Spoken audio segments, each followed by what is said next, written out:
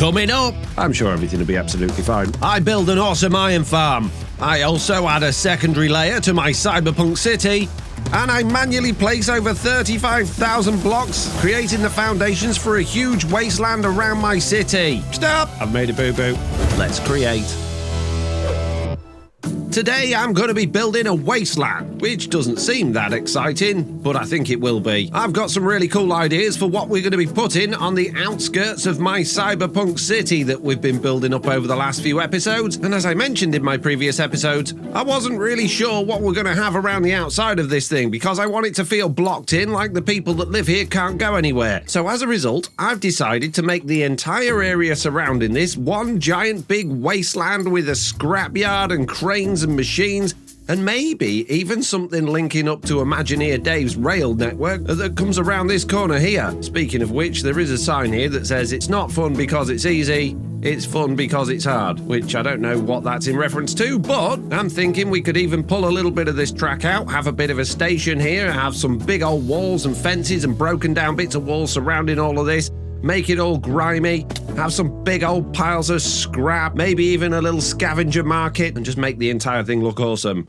And you might be wondering why I'm diverting my attention away from my cyberpunk city when it's clearly not finished. I mean, we haven't even got the upper layers in yet. We haven't even added a plate for the upper layers to sit on, and half of the building's down here and still just shells waiting for, like, actual decoration and interiors. Well, truth be told, the reason is because of my thumbnails. The last few of my thumbnails have all been incredibly dark, including the 2 thumbnails that I had for my livestream VODs from the Just Create stream weekend. And I feel like I want a lighter one, something a little bit different, something that doesn't look like it's just the same video but with a different thumbnail. So that's why I'm diverting my attention away from this for now, and we're going to be working on this big old area out here, and there's no guarantees I'll get the entire thing done today, but I think we can make a good start, and we really need to start with planning the area out, followed by a lot of terraforming. I want to start by building a big old wall in front of this little mountain here, blocking off the back of our slums from the rest of the area behind that. From that, we can start extending out a temporary plate above this to imagine what it might look like once it's got one, and then once we've done that, we can start working around the outside of the area. I'm going to start by tearing down a whole bunch of the trees around the back of the slums here, leading into this big plains, which will level out a little bit, but not so that it's perfectly flat, but just to get rid of a few of the holes. And we're going to bring that area full of dirt paths and gravel and all that sort of stuff all the way round to over where the train station is, probably flattening this entire hill over here, and then bringing that back round to meet over here. And that's a huge area. Once we've got that done, we'll probably add in, like I say, a train station over here to bring transport in with some sort of crane unloading system, and then around about this area here where we've got all this flat, we'll turn that into a big old junkyard, maybe with the big old magnet crane to be looking like it's moving things around. And then I'm thinking around the back here where we've got these trees, we might have our little trading market or our scavenger market, and that's all going to take a very long time, so I need to get started. But before I get started, you might notice in my backpack I have 59 netherite ingots, which might not seem like a lot, but it is quite a lot because that actually involved me going down to the nether for a very long time with my tunnel bores, gathering a whole bunch of ancient debris which I could then smelt down into netherite scrap, combined with a bunch of gold to make netherite ingots, and all of that was so that I could actually replace all of the backpacks that I've been stealing from my storage system, so that we've now got 16 fully upgraded netherite backpacks. Oh my goodness, what are you sending out of the system? I don't need anything crafting. What are you sending now? Everything that we got plenty. Oh, apparently we don't have much orange stained glass or red stained, but these are all full. Did I just break something when I clicked on it? Where's my orange and red stained glass gone? We had loads of that. Well, that's a bit weird. Mildly concerned. That's really weird. Anyway, as a result, yes, we've got a whole bunch of netherite ingots now, which I'm sure will come in very useful for the future. And in terms of our build palette today, the only thing we're going to need an awful lot of is going to be iron. And I do have a reasonable amount of iron in my backpack, but currently I have no iron farm, And my money supplies at the bank have been dwindling because I had to make a whole bunch more diamond stack upgrades for my backpacks. And hopping off my subway over at the shopping area, at the bank, I've not got nearly as many diamonds as I did have, which means I am no longer, well, I haven't been for a while, the richest member. Mr. Beardstone still has nearly 10,000, and I've got a miserable 6,039. But I bet I've got more netherite than him. So an iron farm then. I could always just buy it, but it's always a good idea in your base to have a trickle of iron always coming through. The problem with iron, however, is the easiest way to automate it is by washing gravel. And whilst most of my processing goes on in the nether, in order to reduce the amount of lag that's going to be in my big city, because it's going to have lots of other types of lag like these immersive paintings, I'm going to have to build it here in the overworld. And I think a good place to actually put it is going to be in these buildings here, because one of these is going to be a weaponsmith's, and it kind of makes sense that the ironmonger, or the weaponsmith, actually is producing the iron to then forge it into the swords and things that he's going to be selling. So what I think I'm going to do is just dig out a bunch of this to create a lower level, and then just throw a quick iron farm in there. How hard could it be? What could possibly go wrong? With the time attack.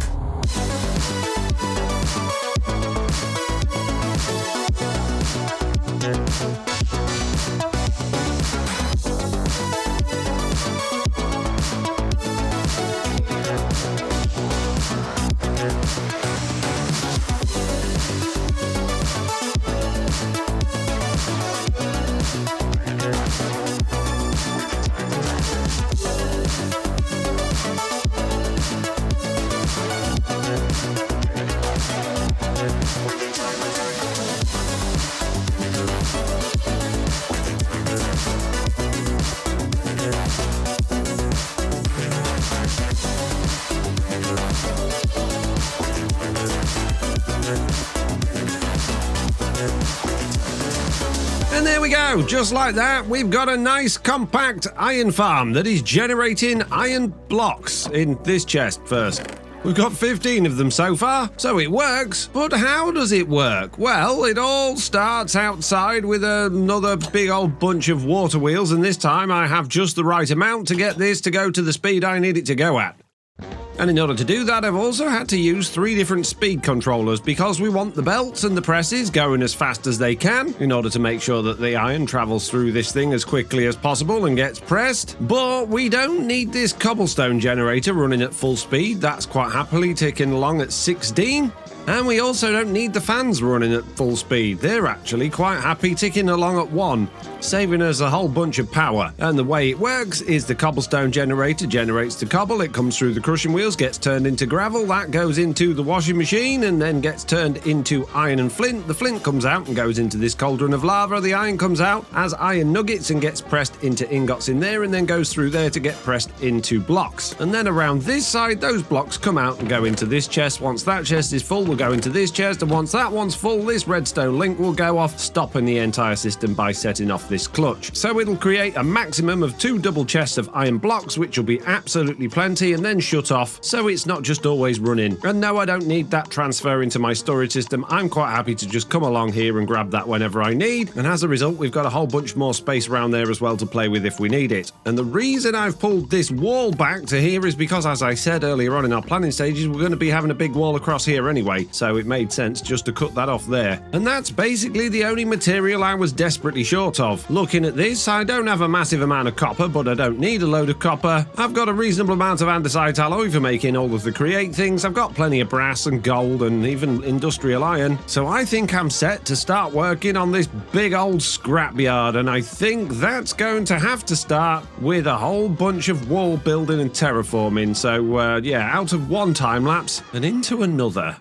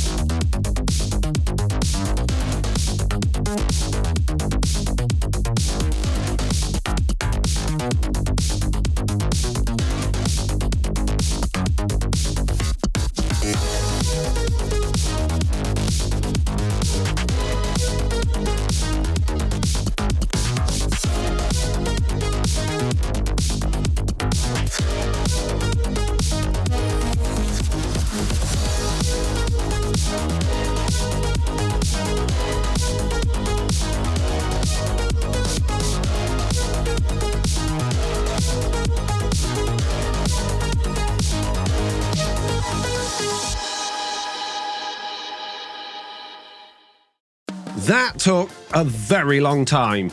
And yes, the replay showed a whole bunch more had happened than what has actually happened on this world, and that's because the majority of the replay happened in a creative copy of the world, because once I got to this point and I'd hand-filled in an entire quarter of the bottom of this base, I realised how slow and tedious this was going to be, and if I want to get this video out, well, sometime this month ideally, then I'd have to basically use the schematic cannon, copy everything around in creative, change the blocks willy-nilly as I needed to, and then we can just blast it into this world, because it might not look it, but this is huge. It's absolutely massive, and you can see already the effects of the darkness of the plate, and we haven't even got the top layer on yet. And yes, the wall that I've added has got a gradient going up towards the top, making it all dark towards the top, because of course it will be in shadow there.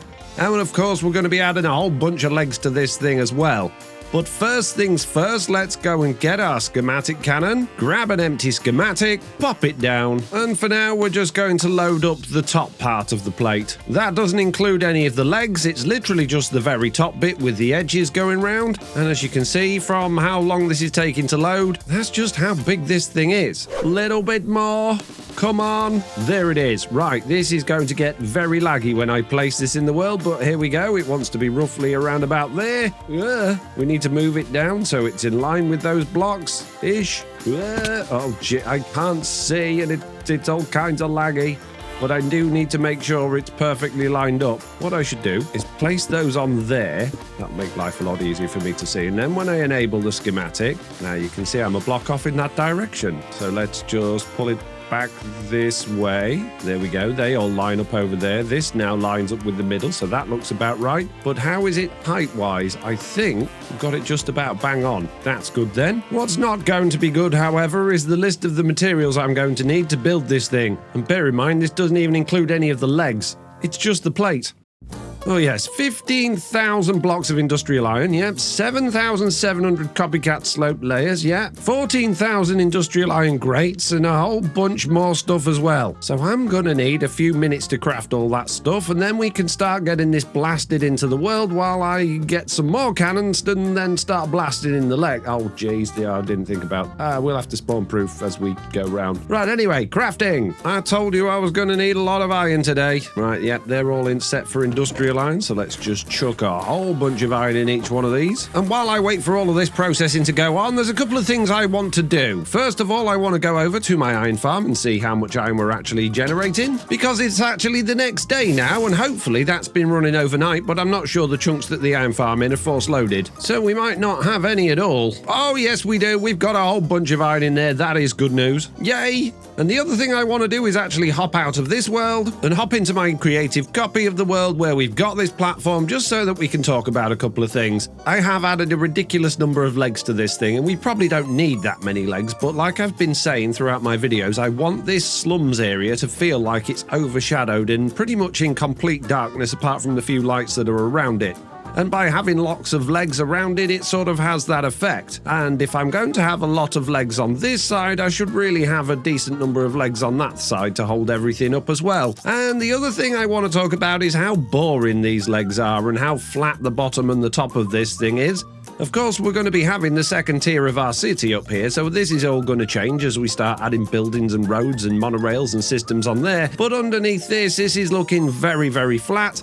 And also, between the legs is flat, so I want more walkways and gantries and girders and pipes and all sorts of things going on between these. But I haven't really got time for fiddling with that level of detail today, because I've still got all of the rest of the area to at least terraform before I can get onto things like the train station and the scrapyard and the cranes and the offloading. Oh my goodness, there's so much to do. This is probably going to be a multi-part episode.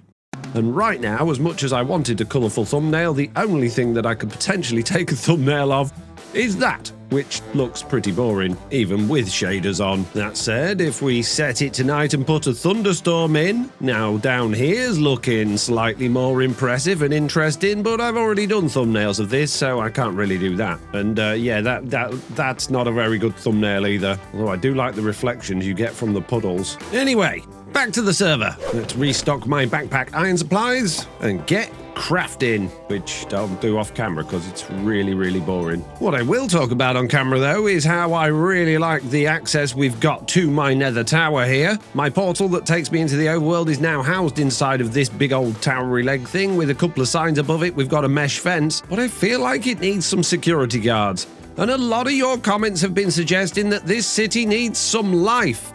It needs people, it needs police, it needs riots, and it needs graffiti. And I agree with all of those things, and I have got plans for a whole bunch of stuff. These paths and walkways aren't going to be staying boring and bland like they are. We're going to be having like trash cans and fires and little homeless camps. And of course, we'll be putting straw statues around the place to make it feel a little bit populated. And the other thing I want to do, because I always seem to have abundance of zombie pigmen popping through these portals, although none at the moment, which is typical. When you want one, they never turn up.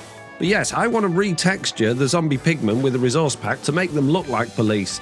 Then we can name tag a few of them, have them wandering around this area, and I think that will add a whole bunch of life to it as well. But one step at a time. First of all, I got to do crafting so we can get these things built, and we can worry about all the finer details later on. I just wanted you to know that I'm thinking about it. And what I'm thinking about now is that I now have 2 cannons set up and ready to go. This one is going to be doing our platform. It has a bag here with all of the ingredients it's going to need in there, meaning its checklist is fully ticked off. And this cannon is going to be doing our first leg, which is going to be going down there, which also has a backpack full of blocks, and that's got enough blocks to do all of the legs.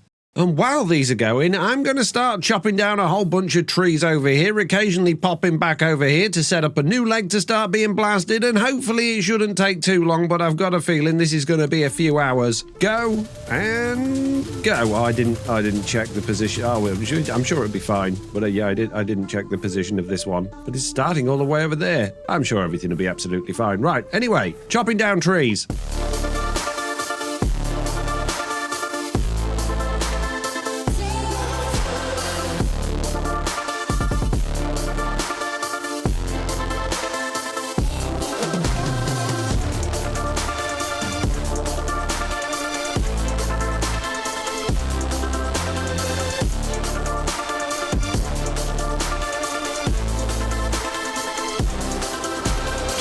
I've made a boo-boo. I've done the entire platform 1 block too tall, which isn't the end of the world, but I need to make a decision as to whether I spend my time deleting all of these blocks that I already placed before, or I delete all of the ones the cannon has placed and then redo those.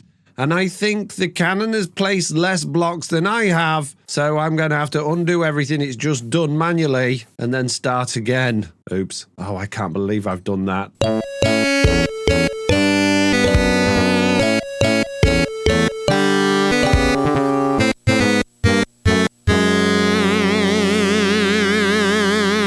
That didn't take quite as long as I expected it to, but it has set me back a little bit. Anyway, the schematic's ready to go again, so hopefully this time it'll actually print in the right place and I can get on with doing the things I need to do. Off we go.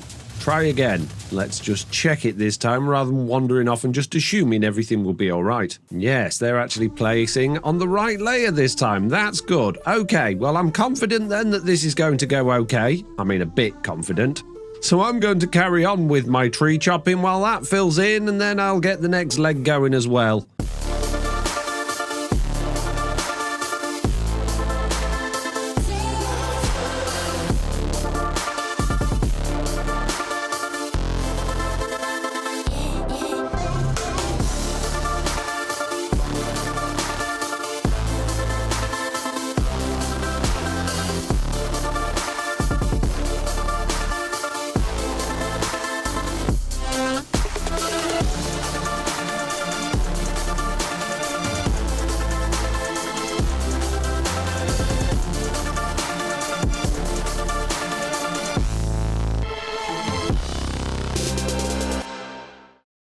It's done! The entire platform is now in, and I have lit up inside it and above it. Inside I've actually put soul torches because I don't want them to shine too brightly below it. We'll have to see how that looks with the shaders on. Oh, and I don't want these blocks here anymore, which means I will need to swap those out for some soul torches so that everything's nice and lit. And of course I've lit the top layer with normal torches as well, just to make sure, oh, hang on a minute, we don't have any spawnable spaces. And while it was all cannoning in, of course, I was setting up the second cannon to put these legs in, but I have only done that round this front side. I haven't done any of the towers around the back yet, which means this thing is just floating.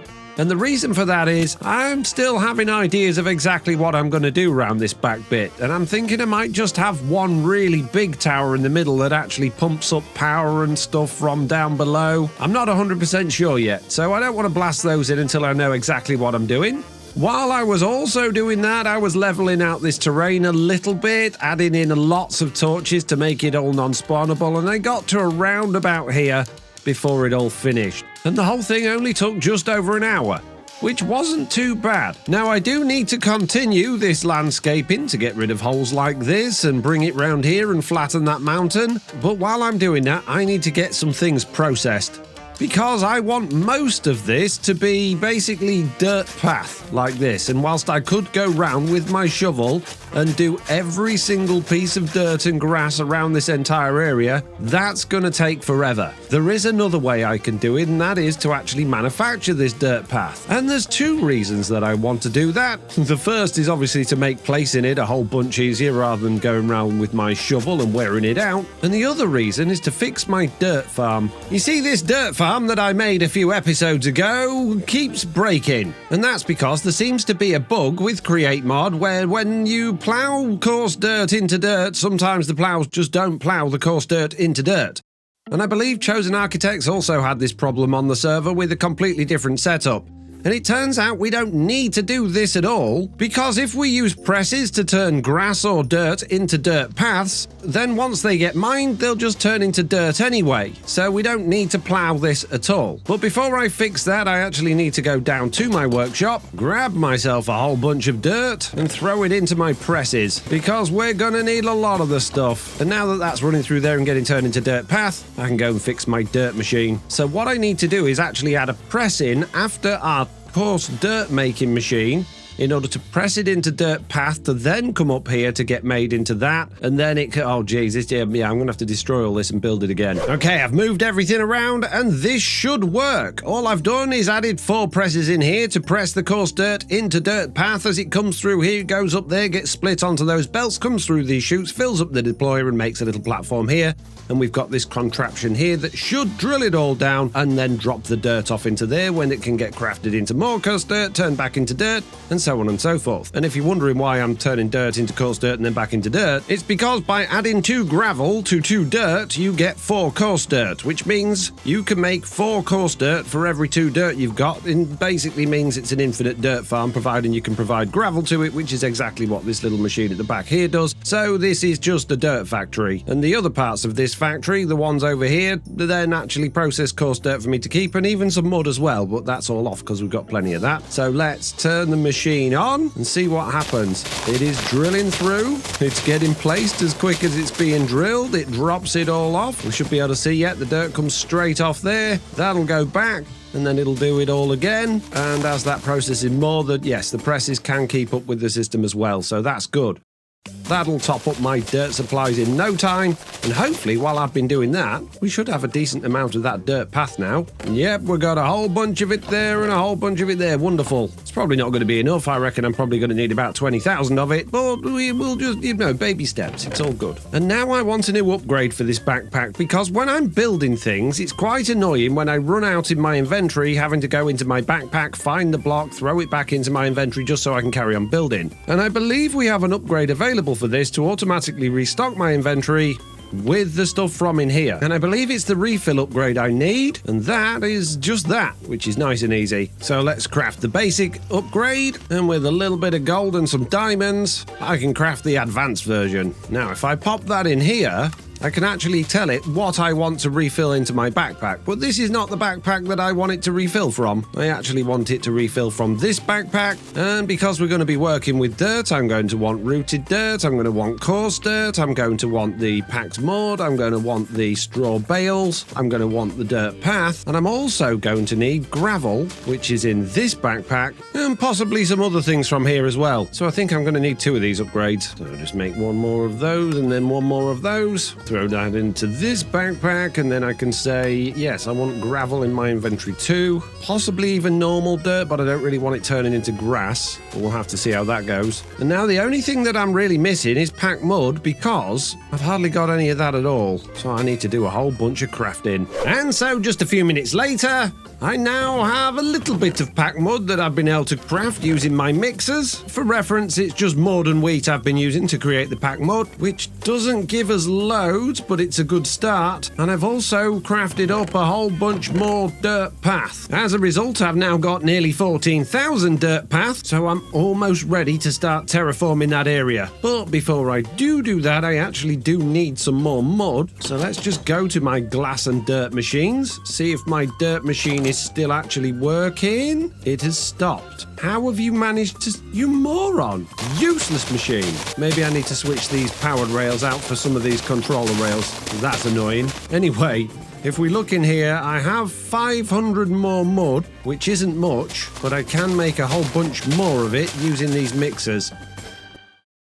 And now I'm going to be mud rich. But what I'm also going to do, so that I'm not just depleting my entire dirt supply, is stick on a smart chute here, a double chest above it like that. Then I can grab a whole bunch of the coarse dirt I've got from my inventory and throw that in there, replenish what I've got from this vault, and then once all that's done, I should have plenty of blocks. Now, one thing I'm going to do before I start is actually throw a whole bunch of the mud we've just produced into my storage system, and then using this little fellow here, I can then select a whole bunch of this mud and send it off to my processing system to be washed. And that is going to turn it into roots, hanging roots to be specific. And then what I can do with those is mix those with some normal dirt in order to make some rooted dirt, and then I'll have a little bit more than 402 of it. So I've still got a little bit of crafting to do, but I'm almost there. So let's hop over to the very dark now looking quick wash. Hop in here and we should see, yep, all of that mud is going through the washing system, and you can just about see in there through the particles it is turning into the hanging roots. Oh, good.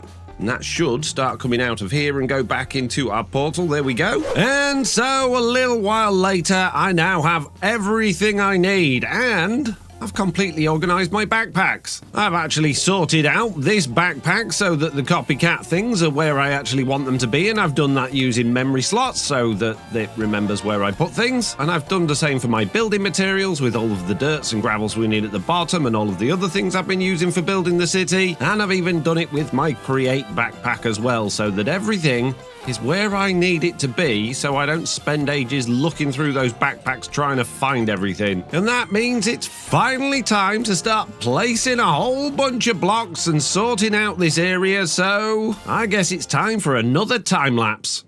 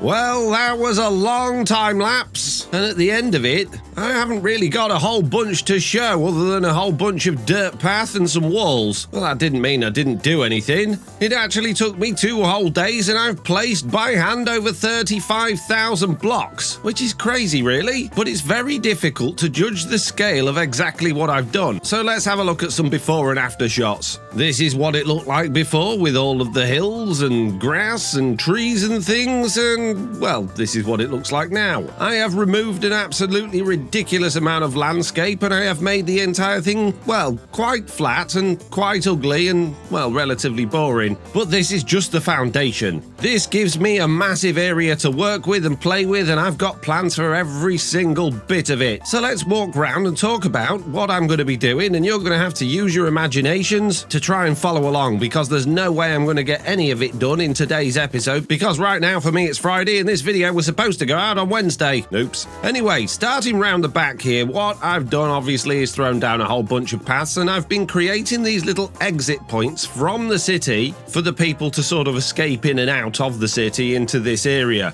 Round the back of this bit here is where we're going to be having our scavenger market, if you like, a little secret market for the residents of the city to be selling stuff that they find in the scrapyard. And of course that's going to consist of lots of little stalls and things like that. And I want it to look all sort of rough and ready and very, well, dystopian and broken down, and I think this is a good spot for that. There are other areas where I've added some more holes in the walls, like round the back of our super die building here. We've got this janky little sort of cratey steps that lead up to another hole in the wall that comes out behind here. And again, this is sort of to create those little secret areas where the residents can get in and out. And yes, while I was doing that, a dog appeared, so I tamed it, and now it's got its head in a barrel.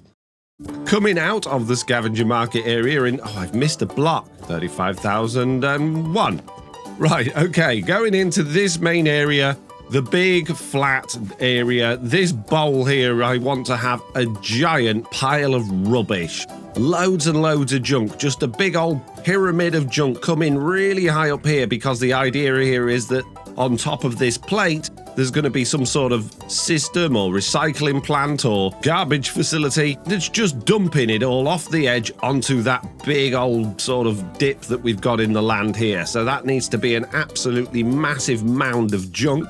Again, we've got a couple of little holes that are tucked away into the walls, allowing us to get in and out of the city from here. But the G-Corp have found this one and they've blocked it off to stop people getting out. But fortunately, the people have found another one so they can get in and out of here, yeah, a little bit more easily, although you do have to crouch. Of course, around this area, we've got a massive wall, which is like a big old broken down wall with, well, lots of broken bits in it. Again, there's lots of holes in it that the G-Corp have had to patch up. And the paths that I've put in all lead round to the different areas. Now, of course, we've got these big blank spots between the paths, and that's because over in this little square here, I want to have the big old magnet crane, and I'm imagining in each one of these bits surrounding it, we're just going to have sort of more piles of junk, but maybe some broken vehicles and crates and containers and things like that. A little bit more organised junk than what we've got on the big rubbish pile up there, as if the crane has been collecting it and depositing it and sorting it. And that's what this building's for.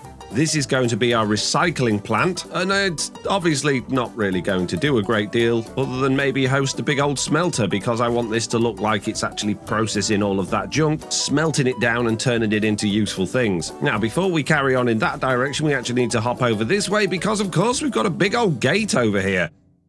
We've got a gate leading to the outside, and this is going to be a managed gate. It's going to have security in here, and you're not going to be allowed in and out of there unless the G-Corp says you're allowed. And of course, this is probably one of the only ways into the city as well. So I thought it was important to have an official way in and out of the city, and I think I've accomplished that quite well. So now heading over in this direction, before we get over to the train stuff, we've got another building here, which is going to be like a little repair shop where the people that work in there can come and actually use some of the scrap and the salvage and turn it into other things. And then as we continue over in this direction, we've got these two janky little bridges, because we're going to have a almost sewage canal coming out of here, and I actually want to use the fertilizer liquid to fill that up, as if all of the water that's come through into our city down here from above is being processed and then let out and then just shoved down this channel where it can escape underneath this bridge and out and just be deposited into the landscape down there. So as you can see, I've dug out this channel all the way down here, thrown in a whole bunch of gross looking blocks, and it's just going to pour down into this hole where we'll probably have all sorts of sort of slime and sludge and green stuff spewing up from down there. And the reason I want to use fertilizer is because it's green. It's basically water and it's green. And the advantage of fertilizer over using something like a brown dye or a green dye is that it's actually semi-transparent, whereas the dyes are not. They're fully opaque. So yes, we've got these janky little bridges that allow us to get from one side of this to the other. And right here in the center, I'm thinking of this being another kind of little markety food stall, like a big pile of wood and metal and jank that has where you can come for your lunch if you're working out in this area and grab some food and snacks and things. And this is the only official area that G Corp allow you to actually come in and out of the city. So the people that work down in the slums area, their jobs are going to all be either out there or in there in the mines and the power station area. And this is going to be heavily secured with security people allowing people in and out. So realistically, you're only supposed to come in and out of this way if you're one of the citizens, which is why we've got all of those secret ways in and out so people can get in and out without their identification and their papers. Maybe I'm overthinking this, but this is how it works in my mind, okay? Coming on a little bit further around here, we've got an area where we're going to be having a power substation. It's not going to be where all of our power is actually being generated, and it's probably not even going to do anything in actual Minecraft terms, but it's going to look like a power substation. I've missed another block. 35,002. Speaking of blocks, that's all the dirt path I've got left. I literally made just enough. Anyway, yeah, it's going to have like a big power station looking thing in here, like a big generator, lots of animation and movement, but in reality, it's probably not going to do a great deal. And that leads us on to the train area, the other way in and out of this city. Now, we've got some janky looking stairs coming up to this platform, and the reason this is raised up is because I wanted it to almost match the level of the train line we've got coming in that Imagineer Dave has put in, and I want these tracks to at some point join those ones, although that's going to be difficult because the way Dave's done this curve means I can't actually join them together, and I think this is, I don't know how that's going to work. So I've just left those there for now, and I'm going to have to speak to Dave about somehow joining them together. And we've got 3 tracks here because I want to have basically an offloading point, another big mechanical crane here that can load and offload the stuff from the train down into these areas around it.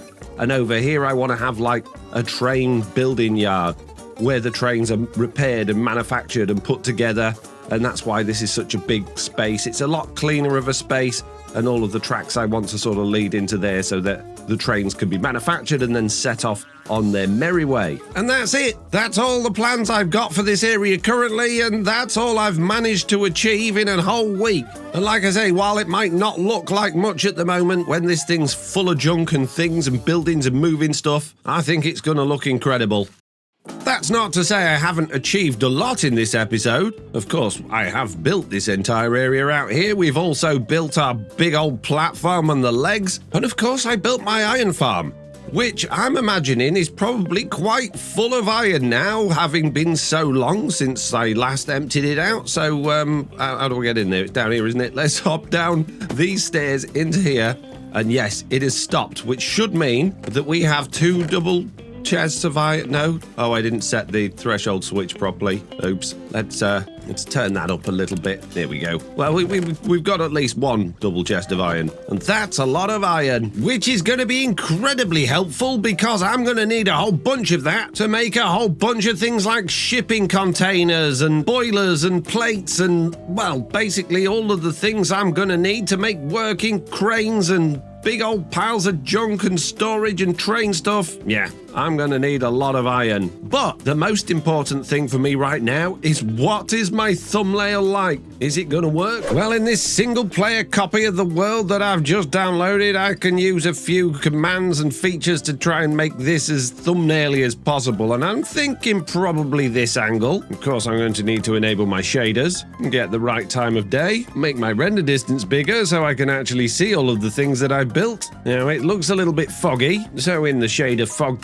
config, let's just turn the overworld fog down. There we go, that's a whole bunch brighter. And I think that's a relatively good angle, but there is one thing it's missing. And in order to add that, we're just going to pop a straw statue down there. Not holding a straw statue, mate. Call it FoxyNoTail. And now when we go back over to our position that we want for the thumbnail, we now have a very tiny me for scale. However, what if I actually put me for scale down here instead, where it's going to be a bit more visible? Give him that pose. Probably have him looking up a bit more because I'm going to be higher in the sky. Oh no, that's not what I wanted. Up there, mate. There we go. Zoom back out again. And now we need to change my FOV to make my FOV look better, which means we need to then go even further away. There we go. Wow, me for scale down there is tiny.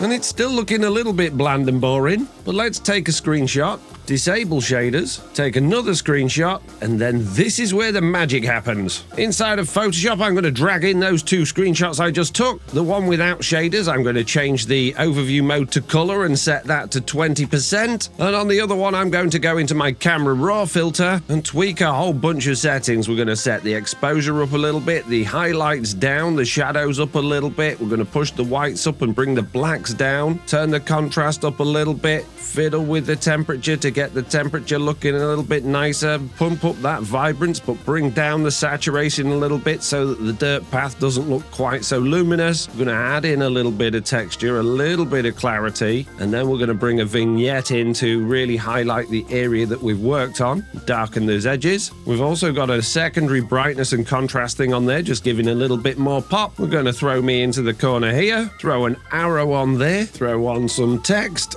grab that text, copy it, change the scale of it, move it about a bit, maybe throw that down there where it's not obstructing anything, grab this arrow, flip it around so it's actually pointing at me, get a lasso tool, and we're just gonna roughly go around the edge of this entire thing that I've built, very roughly, draw in the outline. We're going to feather it by about 20 pixels, create a layer mask, disable the bottom layers, invert the mask so it's just the outside, click on the layer, add in a Gaussian blur of maybe, I don't know, 4 or so pixels, and then we can throw back on that bottom layer, and now it stands out a little bit, but it's a bit much, so we're just going to reduce the opacity of that top layer down a little bit to sort of blend them together a little bit more. Now we can just enhance the position and scale of this just to make it feel a little bit bigger and fill in the frame a bit better, which means I need to move my arrow slightly and my text. And there we go. And that might be the thumbnail I've used, but it might not.